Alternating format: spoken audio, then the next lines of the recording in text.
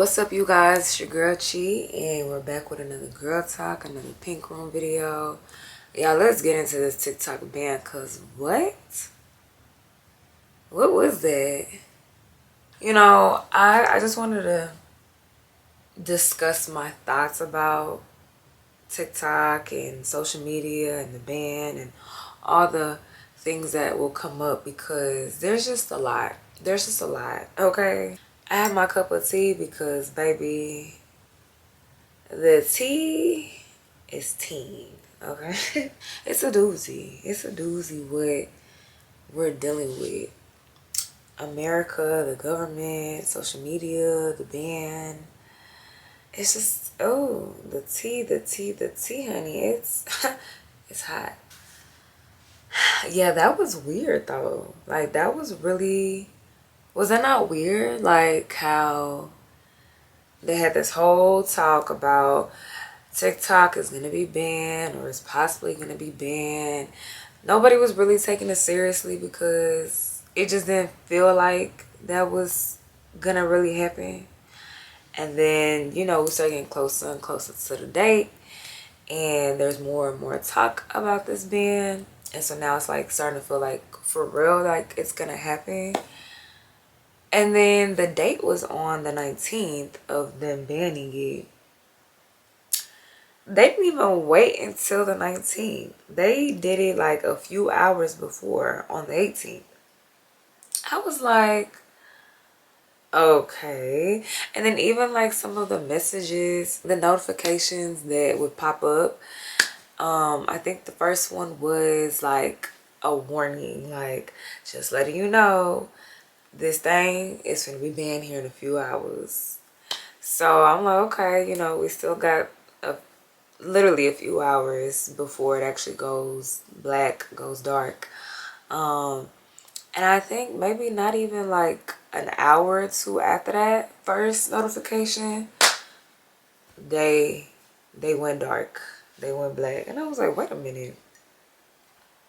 Then everybody's like freaking out. Everybody's having their moment. Everybody's crashing out. And then everybody went back to Instagram, the godforsaken app. And so everybody's on there crying, complaining, crashing out. And then we wake up the next day, and maybe midday, mid-afternoon, it's back.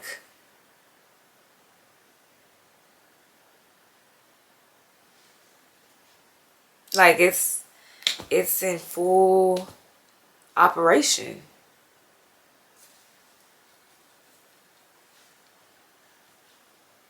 So, honestly, I personally did feel like that we would get TikTok back.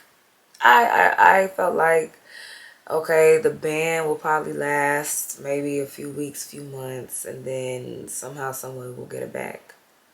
But a few hours, that was not on my bingo card. A few hours is crazy. I could even take a few days. I could take maybe a week. But a few hours, it wasn't even gone 24 hours. Like, it was a solid, I would say about a solid 12 to 15 hours. It was wraps. And then it was right back. So I don't know, something about that feels a little, it don't really feel right. It don't feel good. It don't feel like something was done correctly, done right, done, with the people in mind. I think something happened behind the scenes that we have no idea. It just doesn't seem like something good happened in that process of it being black, being dark. I don't know, just something eerie about it. There's something eerie about what's going on.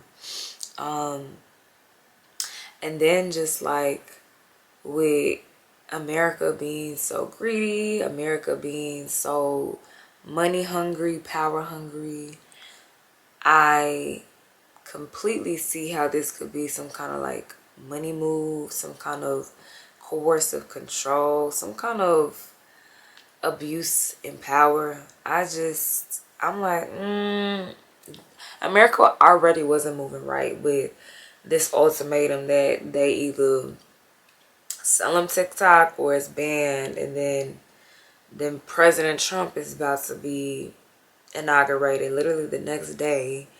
And it's just like, what is going on, right? What is happening? What's really tea, huh? What's really tea? So then, everybody's crashing out, everybody's freaking out, people are literally like losing their mind. People are calling the police. I've seen some reports. People are writing, to the government. People are literally losing their shit because a lot of people were making a living on TikTok. A lot of people were finding joy, relief, and community on TikTok.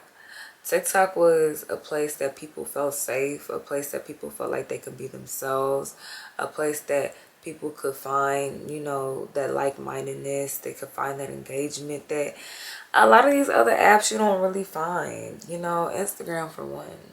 Instagram is very stiff.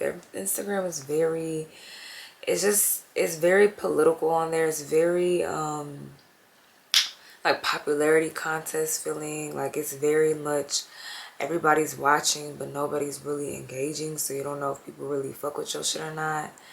It just feels very like not welcoming. It feels very ugh. Whereas with TikTok, it feels like you could just really be yourself and you can find your community. You could find that audience and those people that you can engage with, and you can grow. I think there's opportunity to grow on there. Whereas with Instagram, everybody's engagement and everybody's audience is different.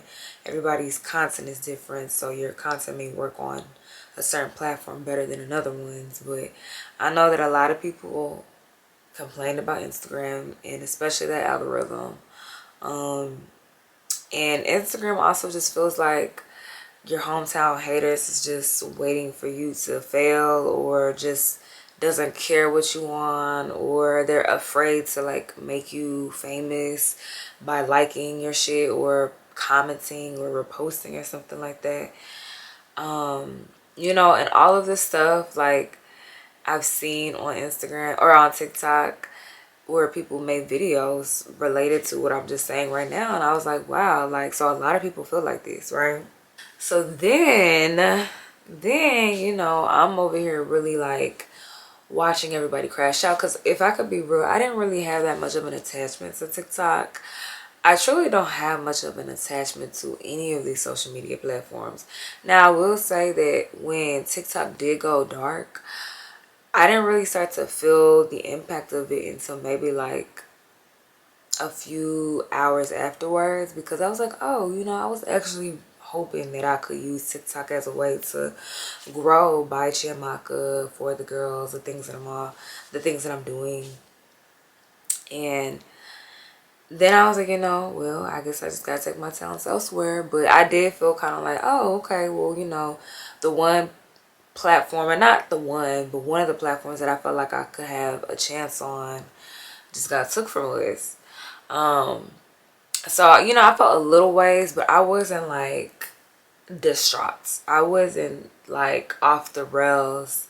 I wasn't, and granted, again, a lot of people are making a living on this. A lot of people, this was their safe space, so I get it. But I'm not gonna lie, I was just a bit concerned about the way we reacted. And I say we just to kind of like soften the blow, because it's not even me, it's y'all. I'm gonna just, if I could just keep it a buck. Let me just keep it real, right? Because calling the police, what the police finna do? Writing letters to the government don't give a fuck. They are the ones that are enforcing the ban. It was just a little too, cringy to watch. Y'all, just like everybody was just crashing out. Everybody was sick about it. Everybody was messed up. I can understand feeling some kind of way. I can understand feeling, maybe a bit discouraged if you did have hope in using the platform to grow. But the crash out was insane to me. Like, it was just a different level of addiction that I didn't even think that we actually were living in. Like, I already know they were all addicted. I think it's kind of clear, I hope it's clear, that we all have some form of addiction to these social media platforms. But the addiction to TikTok is insane. Like, the attachment, the relationship that y'all have with TikTok is kind of concerning, because why are we crashing out over these damn apps? Are we not well aware that at the end of the day, we do not own these apps? They could do whatever they please with these apps. YouTube, Twitter, Instagram, TikTok, all of them. All of them. At the end of the day, they could choose to wake up one day and be like, fuck it, y'all not finna have these apps no more. We just out here without it. Y'all gonna go jump off a cliff and kill yourself? Because that was kind of like the energy it was giving. So it was just a bit concerning. And it's funny because I've been like feeling this call to speak on the issue of addiction in our culture now, like how it's so prevalent. It's not talked about, but it's very prevalent. And you know, not that I've been putting it off, but it was just kind of like, I just want to like get clarity of what I'm gonna say and what I'm gonna talk about, and be prepared for what may come with what I'm gonna talk about, because I already know, like, y'all like to tussle, y'all like to fight.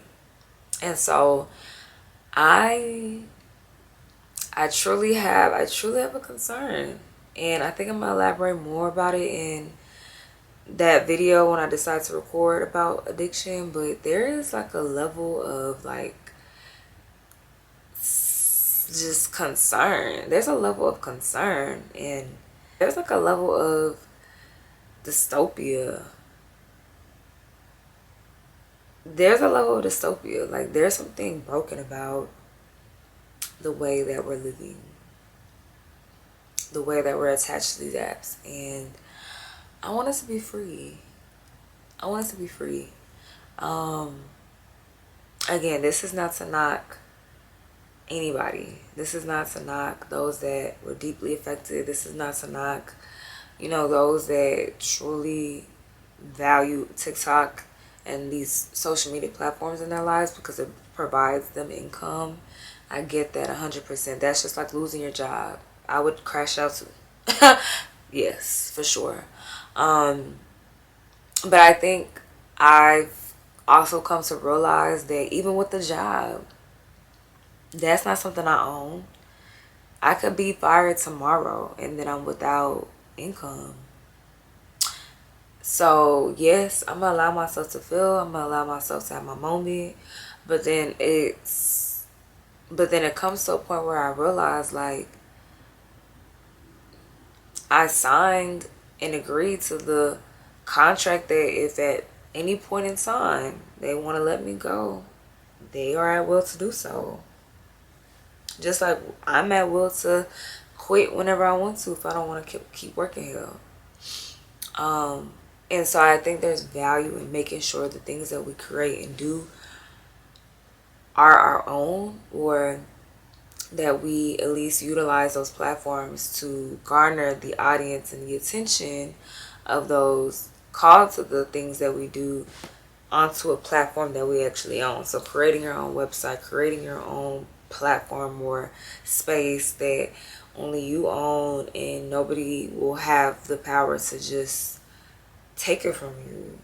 Like, just like in the real world where we have jobs and we have businesses, the digital world, we have these social media platforms, and then we have whatever it is that we can create for our own, which looks like a website. Or the only thing I can think of right now is a website, but I'm sure there are other ways that we can create digital spaces that we own. Or if there's like a platform that you can use that, and again, even saying using a platform just sounds like still working for somebody else's company. But yeah, like, the best bet is like having your own website. But again, that'll be a whole nother conversation for another day. But yeah, the whole TikTok banning thing, you know, as eerie, as weird, as concerning, as problematic, as just psychotic it was, it really shouldn't be all that surprising.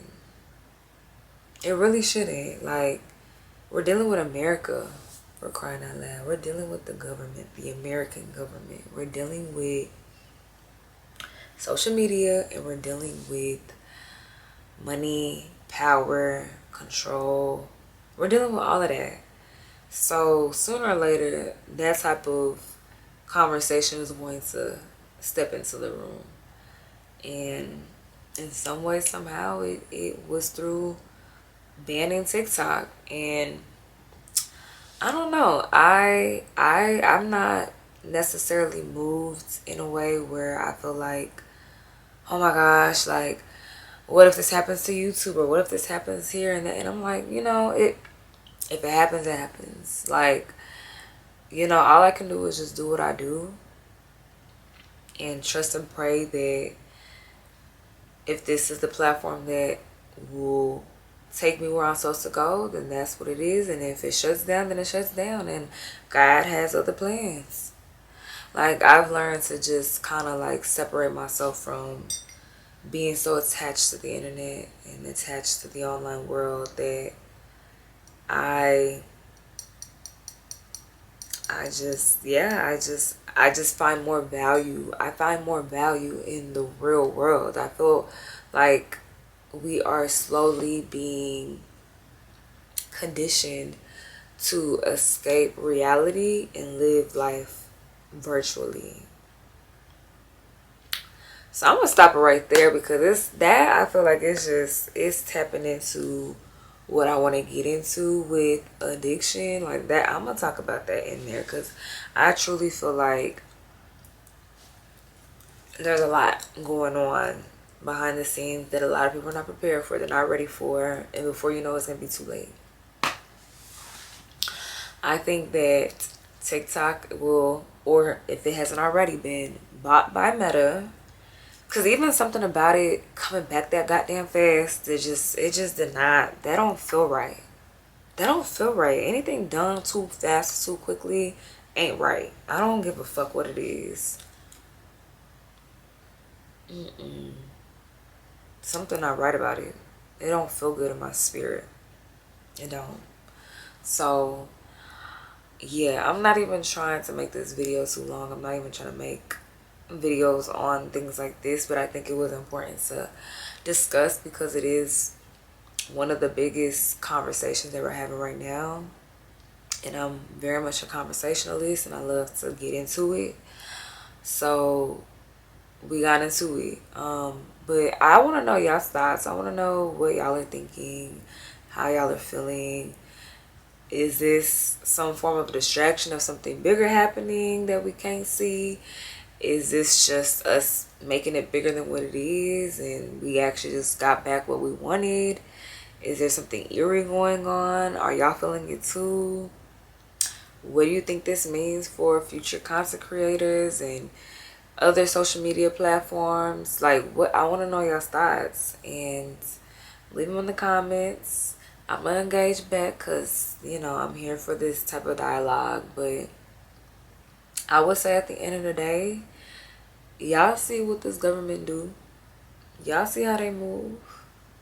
So let that be your eye opener to get your shit together, get your ducks in a row, get your website, get your own shit. Get your own shit, because at the end of the day, these people control it all. They control it all, and they could take your whole entire life away just like that. So that's all I got for you guys today. I hope you guys enjoyed, and I'll see you guys in the next Girl Talk. Mwah.